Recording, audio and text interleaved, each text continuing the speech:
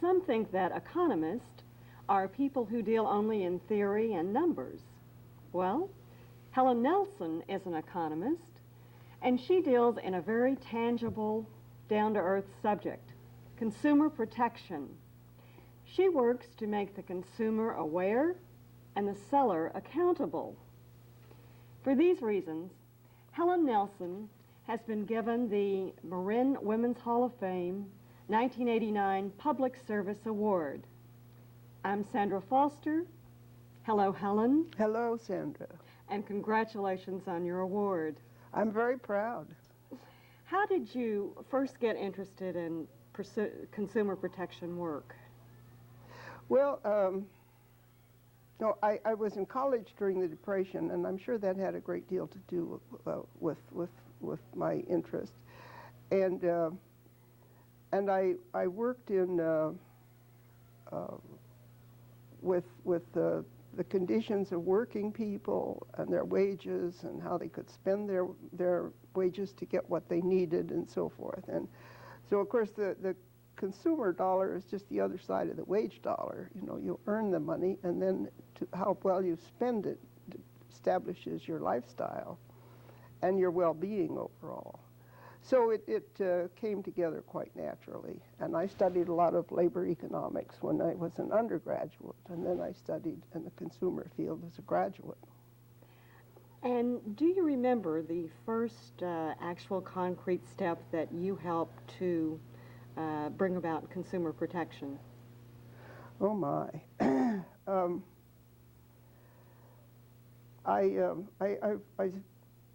When I was at the University of California in the graduate school, I did some research. I taught. We did research about the families who were on welfare, and who didn't. And you know, even this is a problem that hasn't been solved yet. All the resentment of society because our society will give the mother money when they won't give the mother money if the husband's present in the household.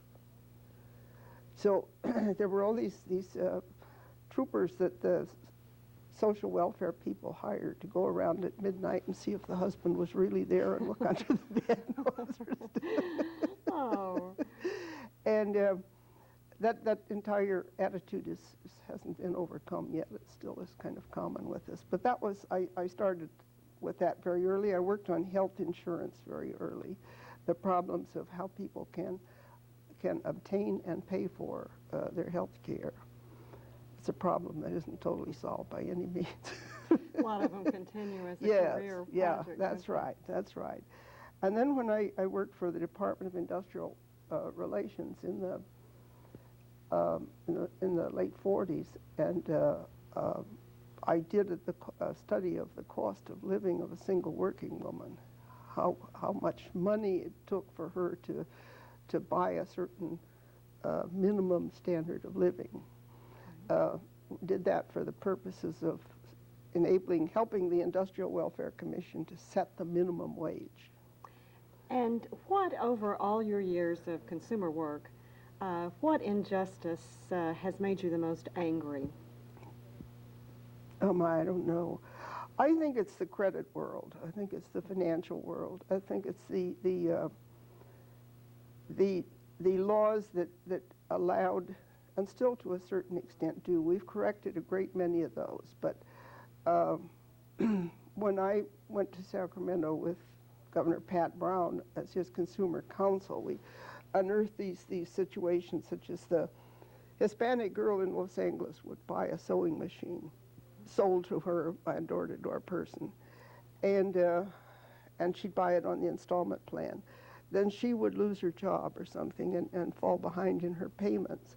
The company would come and take the sewing machine back, but she still had to pay all of it. They could take her to court and get a judgment against her wages and make her pay for it, even though she didn't have it anymore. We were able to correct that, so that, except on automobiles, but the law is now that the seller has to take his choice. He either takes the product back or he collects all his money, but he can't do both.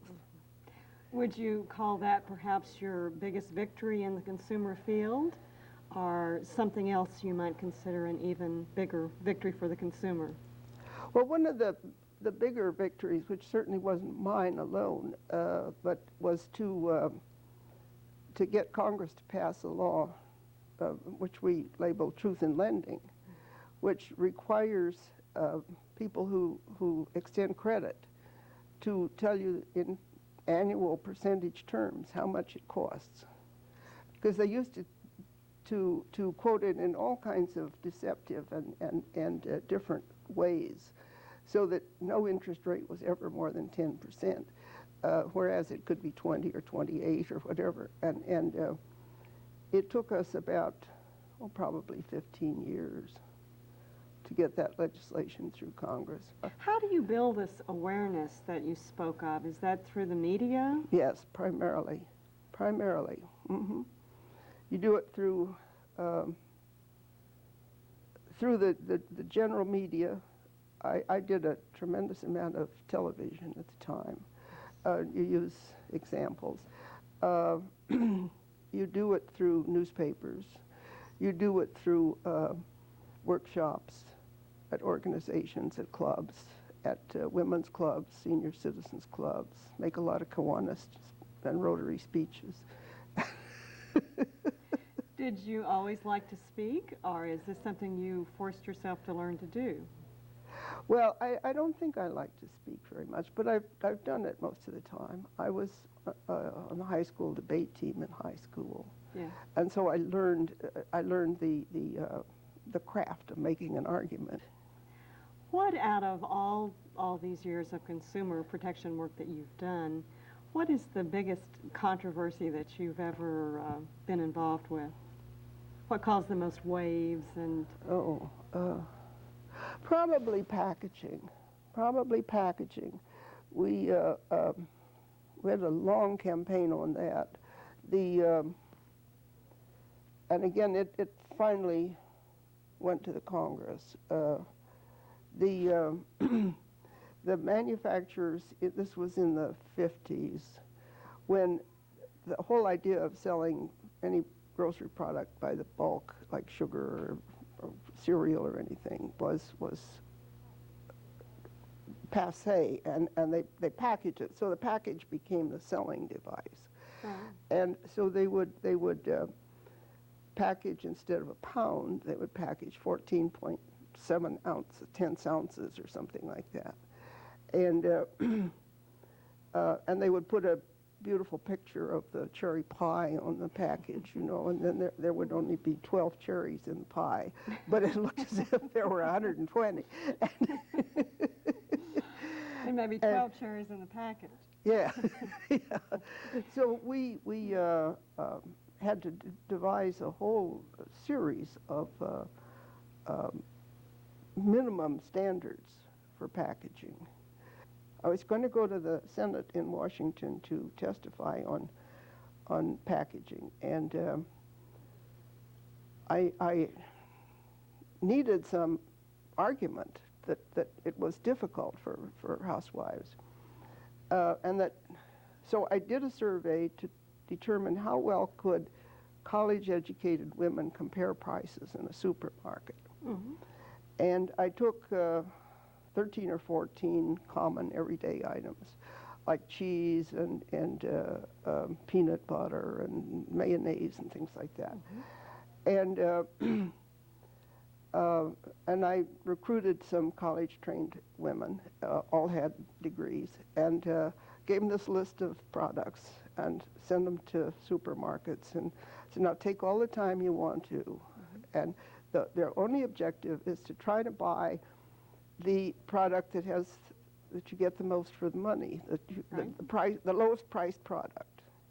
Well, so they spend about twice as long as the typical housewife spends in shopping, and they failed more often than they succeeded. Really? In comparing prices. General Mills had made a big case that they were packaging things in this quantity because they had done consumer surveys, and they found that those quantities were what the consumers wanted to be packaged. And so it came to the dog food, and Senator Hart said he wondered how they made that survey. Oh, wow. Yeah. Oh. But we did really embarrass the big food manufacturers very much at that hearing, and we got a lot of publicity, and I went on the Today Show in New York, and they capitulated that they had to do better.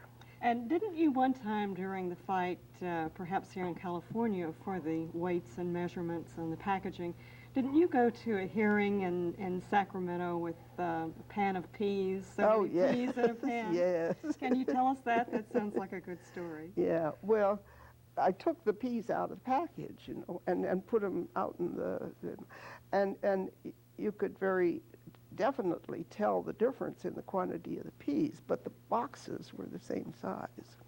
If you had a wish and a magic genie, right now, what could the lawmakers pass that would most help consumers right now? What would you most wish for? Oh, I would say that should be a national health program. National health care? Yeah. Ah. I think everybody ought to be entitled to health care just as they are to education. Okay.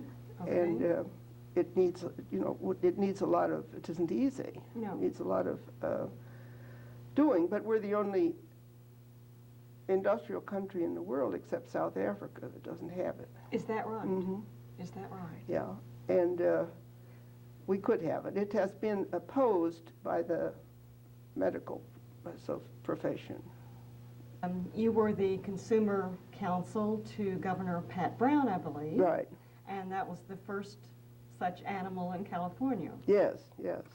The yeah. first statutory office in the country. So I had to actually work in the legislature at the time that the possibility of passing legislation occurred to get it achieved. You would lobby?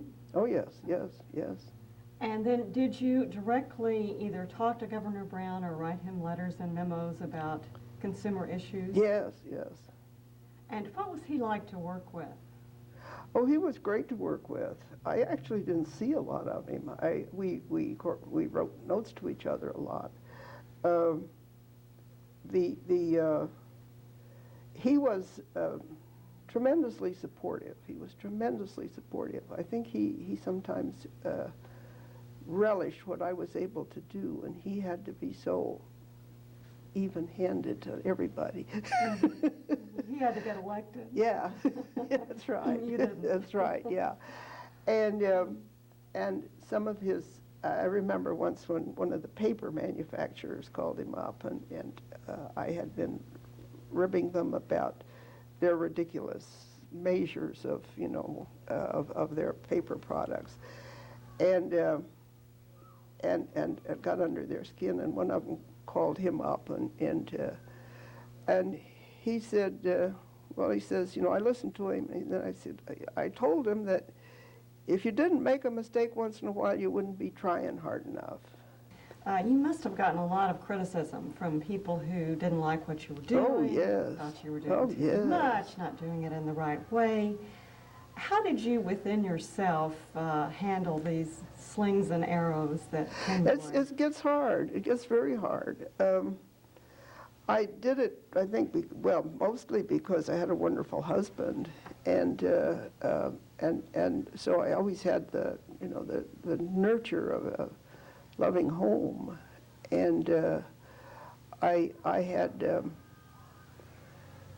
advisory committee. I had a very small staff, and so you get to feeling beleaguered, but not totally alone. And then one of the things I did was, I've never played golf, but I went out to the driving range, and I'd buy a bucket of balls, and I'd knock a whole bucket of balls. This was before Primal Scream. Yeah, that's you right, had yeah, golf yeah, it was therapy. that kind of, yeah, it was that kind of a primal scream. You've also been in federal politics quite a bit. You were consumer consultant to Congress. And did you advise them in some of the same ways that you advised Governor Brown? I was a consultant to the Office of Technological Assessment, and on that I worked on two things. One was the ozone layer. I worked on a committee of scientists to appraise all of the evidence to see what the problem was and whether there was a problem. We said there was a problem. The other thing was on the saccharin as a cause of cancer. And you were an advisor to 3 U.S. presidents, on President Kennedy's Consumer Advisory Council, Right. and on President Johnson's Consumer Advisory Right. Council, and on President Carter's Export Council. Yes. Which one of the three do you think gave the highest priority to consumer matters? Oh, Kennedy. Kennedy did. Kennedy delivered the first consumer message to Congress. And he enumerated the 4 rights of consumers, which I had created. And I was very happy to hear my words from Kennedy's mouth addressed to the Congress. You have been a public governor of the American Stock Exchange. Yes. And what did you do briefly in that position? Well, that was representing the individual investor and making sure that there was sufficient disclosure so that when a person buys stocks, they get the information they need to make a decision. Okay, that's what they mean by public governor in that sense. The Board of Governors was divided between people who were not in the business. Half of the governors were stockbrokers, and the other half were from the public sector. And I was one of the public sector. Understand. Now, you've also advised private corporations such as Pacific Bell. How did that work? Didn't they consider you the enemy by then? No, some of the more enlightened companies, and they're getting to be more of them, value the information, the insights that they can get from consumers, particularly experienced people. And Pac Bell is one of them. They have a consumer advisory panel. We meet every other month for 2 days. What do you think is the most important quality for a consumer advocate to have? Stamina, Persistence. persistence, and integrity. It's very, very difficult because you spend a lot of time with the people who are really your adversaries. And the people whom you're representing, may be distant. And it's very hard not to be seduced by or beguiled by the sellers.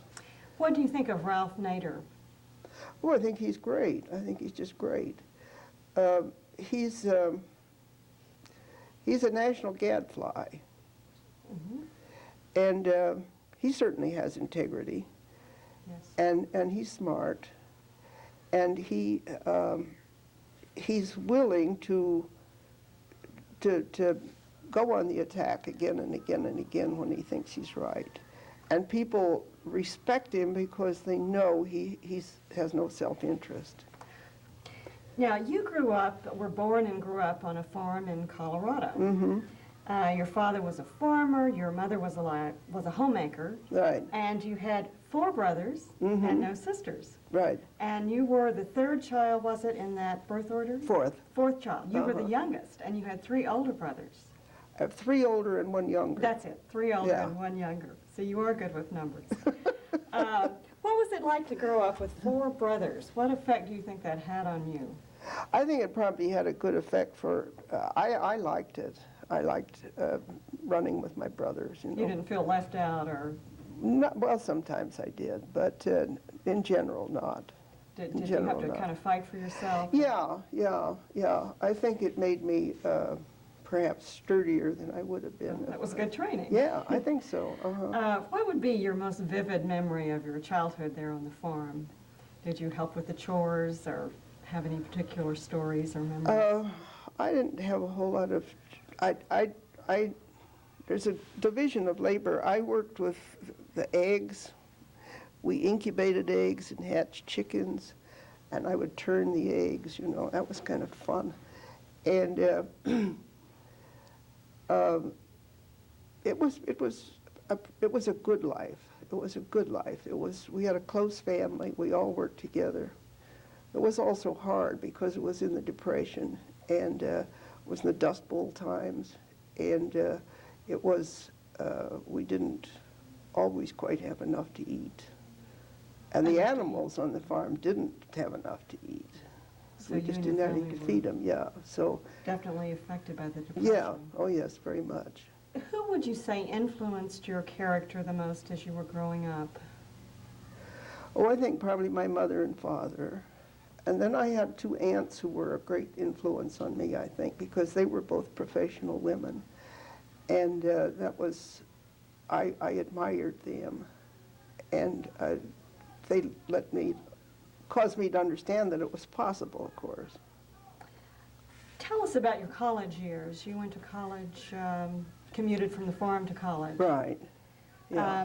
Was it unusual for a woman to study economics then?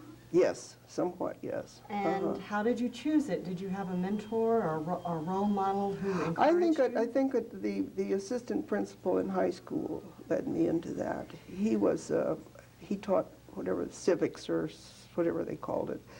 And so we discussed in his classes a lot of the problems of the times. And it was a time when lots of exciting things were going on.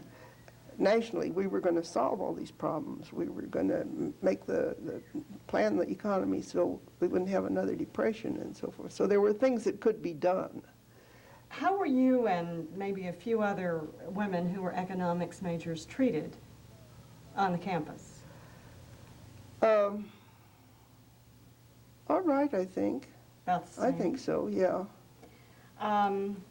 And how did you first get into consumer protection? Did you have a mentor or a role model who helped you there? Yeah, I think it was Dr. Emily Huntington at the University at Berkeley.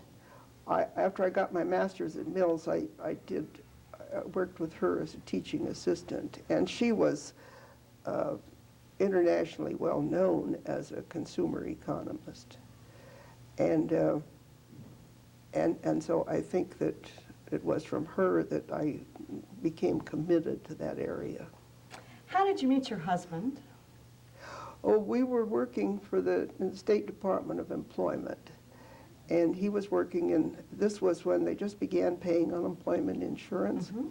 And what drew you to him? What attracted you to him?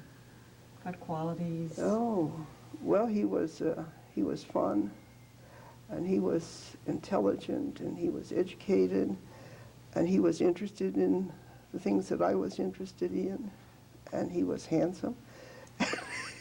How long were you married? About 34 years, I think. 34 years. Mm-hmm. And when and why did you move to Marin together? Oh, we married just when he reported for duty in World War II, and I followed him everywhere I could while he was in the Army. And we sat in the plains of Texas in a trailer camp, and there wasn't a tree in any direction, you know, and he would beguile me by tales of, you know, promises that when this was all over, we'd build a house in Marin County where there were lots of trees. Wise man, wise man. Yeah, and so we did. How do you think your husband was affected by your very active, very public life?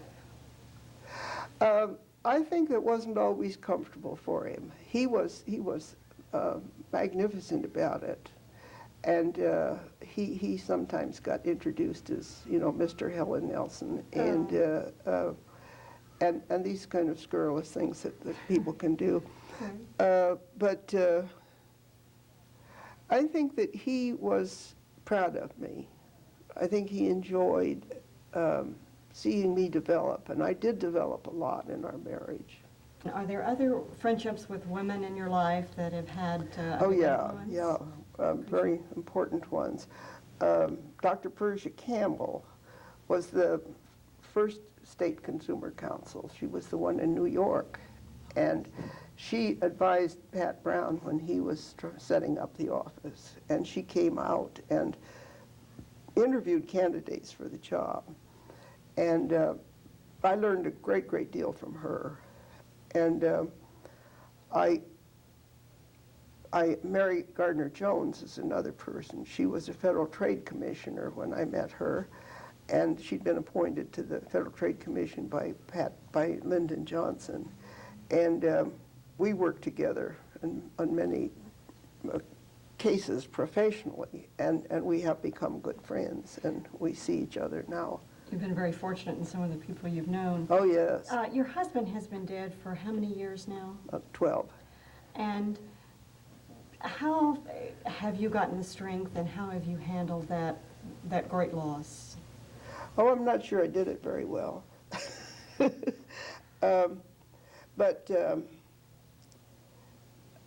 I do have a lot of, he has given me a lot of strength. I know what he would approve of, what, he wouldn't want me to go to pieces. He wouldn't want me to stop doing things that I think are important, so I keep on.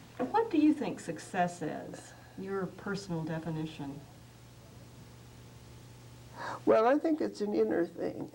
I think that, although I hesitate at your question, what comes to my mind is my family. I feel good about my relations. I have no children, I have no husband, but I talk about my family. I think over all these years, I've maintained a good relation with my family. I've had some close, good friendships. And then when everything's said and done, that's what's the most important. You've had a family, you've just chosen all of them. Yeah. What is the hardest lesson you've ever learned? Oh, it's probably to keep my tongue. Keep your tongue. That's good. How would you most like to be remembered? Oh, my. I don't know. It's a good friend, I think. A good friend. And is there anything you'd like to add? We've covered quite a bit, but is there something that you would like to add or say? Or? There's one thing I'd kind of like to say, and that is that because of the effect that my aunts and other people had on me, I would say to young women, don't ever overlook the fact that some 7, 8, 9, 10-year-old girl, she may be looking as if she's playing with her dolls or listening to the computer, but you're having an influence on her, and have a good influence on her, and help her grow up to be a total person.